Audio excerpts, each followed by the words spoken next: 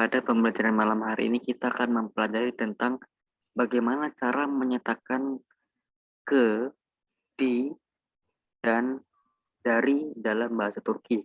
Misal, ke sekolah, ke rumah, ke taman, ke kebun, ke kantor, dan sebagainya. Lalu, untuk yang di, misalkan di meja, terus di rumah sakit, dan seterusnya. Dan yang menyatakan dari mana aja gitu ya. Dari, berarti misalkan dari kampus, atau dari restoran, atau dari sekolah, dan sebagainya. Yang ini juga penting dalam kehidupan kita, bagaimana kita berbicara atau mengucapkan itu dalam bahasa Turki. Ada rumusnya juga, ada ketentuannya.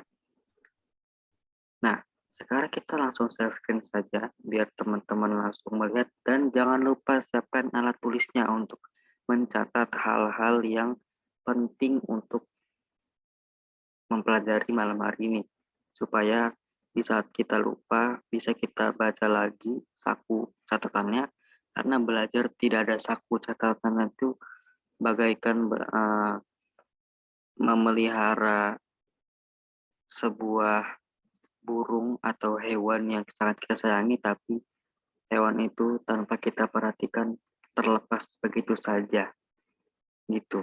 Jadi begitu udah catat tapi tanpa praktik, tanpa pengamalan, ya sama aja, hilang lupa-lupa juga, gitu kan. Jadi teman-teman saya mohon berdasarkan inisiatif sendiri masing-masing. Oke, ini kita sebut Yonelme Durumu, atau mungkin nama-nama yang lain seperti hale-hale itu ya. Tapi kalau saya di sini nulisnya Yonelme Durumu, sama aja, atau enggak singkatnya kita bisa sebut materi yaye. Ya, jadi kalau ada yang nanya, apa sih materi yaye? Materi yaye itu adalah materi cara menyatakan imbuhan kemana nereye, ya.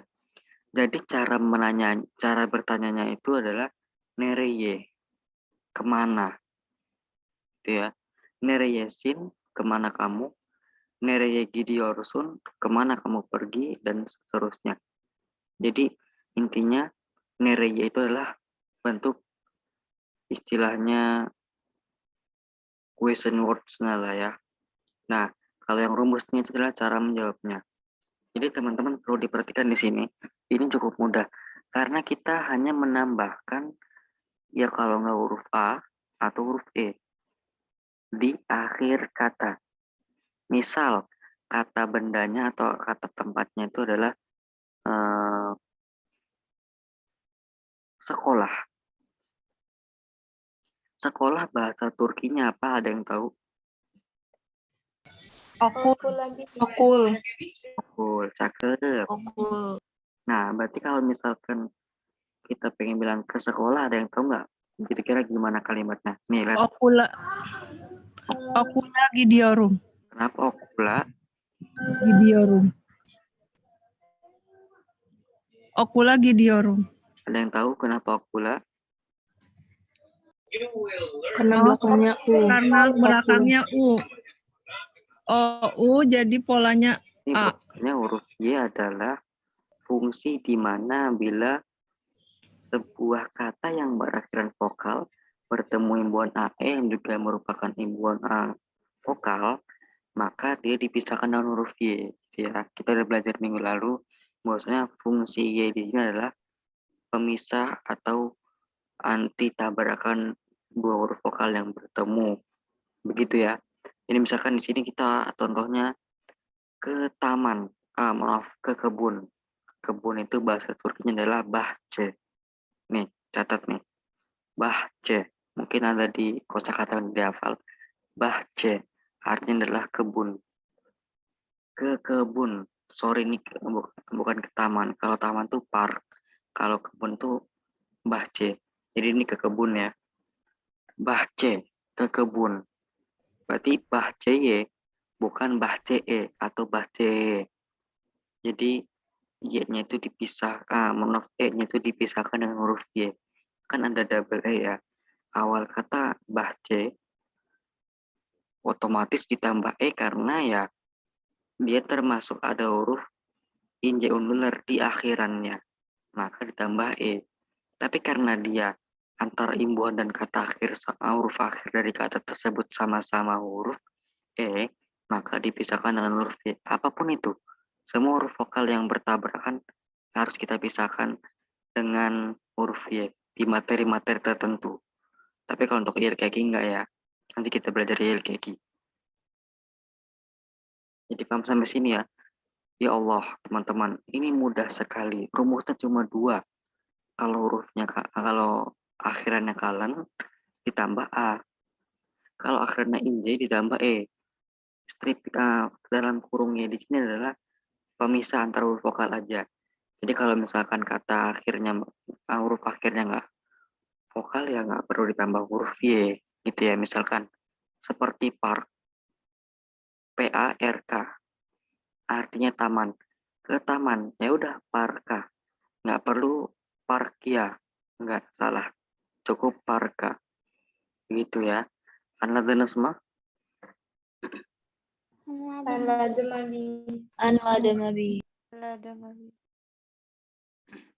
Nah, di sini contoh bertanyanya ya. Sebenarnya Gideorsun ini sebenarnya masuk ke materi kata kerja, cuma masih jauh. Masih sekitar 2 minggu lagi lah. Gitu ya. Tapi di sini contoh saja. Semoga bisa dipakai dengan baik. Senereye Gideorsun, kemana kamu pergi? Sis nereye Gideorsun, ingat bedanya sena sama sis apa? Kalau sis lebih apa Nabi? Sis lebih sopan. Kalau sen lebih sering digunakan, tapi mungkin bisa digunakan kepada orang yang dekat saja gitu ya. Nah, jawabnya gimana? Mungkin ya kalau misalkan dari awal udah ada kata kerjanya, yang ditanya kata kerja, maka nanti pasti jawab juga dengan kata kerja, bukan tempatnya doang. Tapi kalau misalkan lain bilang, woi bro mau kemana? Gitu. Kalau misalkan dia cuma bilang gitu, ya udah ke Istanbul. Itu berarti Istanbula, gitu ya. Kenapa Istanbula? Karena kan di kata Istanbul ada huruf U, yang termasuk adalah huruf kalen unuler kan, maka ditambah A. Nah, tapi kok ada aneh ya?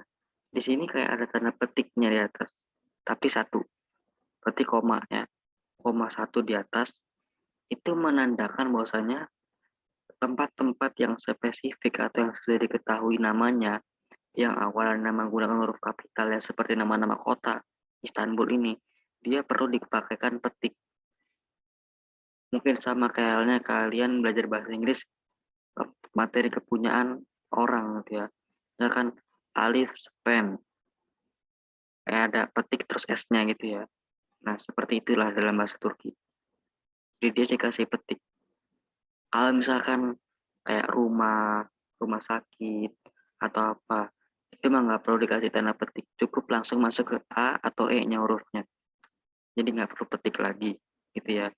Ini hanya nama-nama tempat yang udah diketahui. Misalkan Indonesia, terus Turki, terus Jerman, dan sebagainya. Pas itu nanti ada petiknya gitu ya. Jadi misalkan Almanya ya ke Jerman, ada petiknya sebelum ya gitu ya. Jadi untuk nama-nama yang udah diketahui yang spesifik lah, terutama nama-nama kota atau negara, dikasih koma di atas satu sebelum masuk ke rumus AE-nya. Anadana semua arkadaşlar. Anladım. Oke, ada juga nih berlaku huruf kecap. Ayo, masih ingat nggak huruf kecap berarti apa tuh?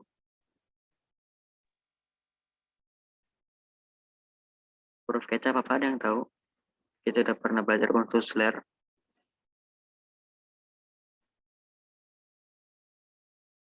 Huruf kecap, ayo. Huruf kecap itu adalah pengecualian. Maksudnya huruf kecap di sini adalah istisna. Nah, dalam artian gini. Kalau ada 4 huruf ini, huruf K kah, huruf T kah, huruf C yang berekor kah, atau huruf P kah, nanti dia bakal berubah ke masing-masing huruf. Kita juga udah belajar. Masih ingat nggak? K berubah jadi apa? D. Yumusyak Yumusak G. Saya berubah jadi apa? Saya menjadi D. saya jadi D.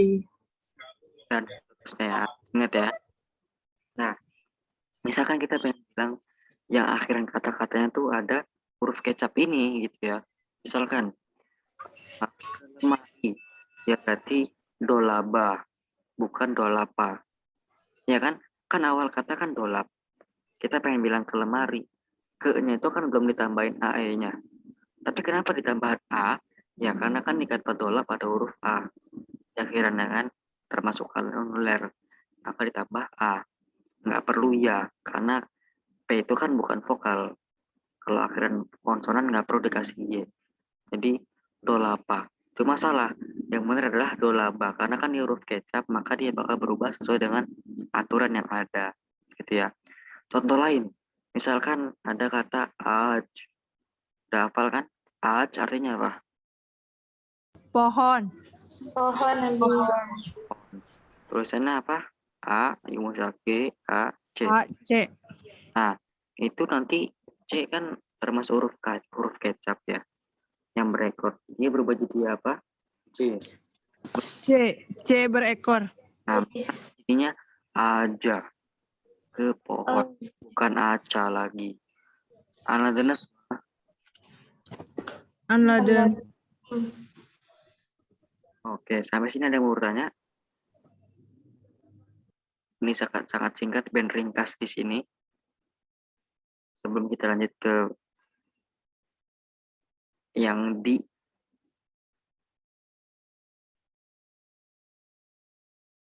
Anadenes ya, Anadem ya.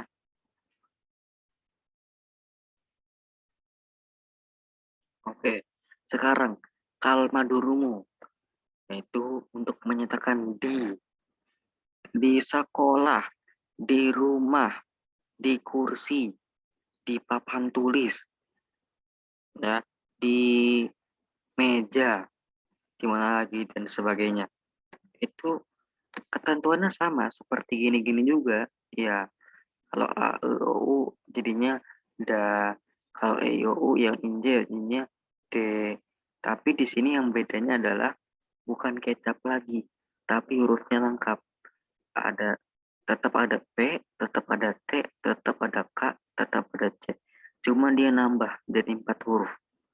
Ya, 4 huruf lagi. Jadi keseluruhannya adalah 8 huruf. Jadi kalau ada 8 huruf ini, first sahab. Ulangnya sekali lagi apa? First sahab.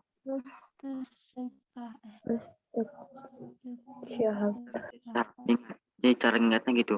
Bila mana ada huruf first sahab, F, C, T, K, C, Sh, H, H, P, nanti dia berubah jadi ta atau T. Nah, tetap juga diperhatikan kalau misalkan kalen dia jadi ta, kalau ini jadi T. Misalkan di sini ada contoh senef, artinya adalah kelas. Awal katanya senef dari sampai F ya hurufnya ya, sampai yang di garis bawah itu. Nah, kenapa dia nggak pakai da aja, senef da, atau senef D, atau senef T?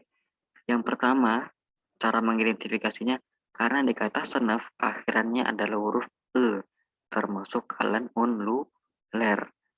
Yang kedua, setelah huruf E, ada huruf F yang termasuk ke dalam first syab atau istisna juga.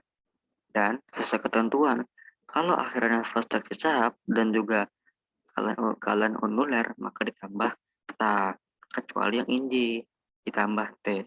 Karena di sini kalian unuler maka ditambah ta, jadinya senefta di kelas. Ulangnya sekali lagi, senefta. Senefta. Sama.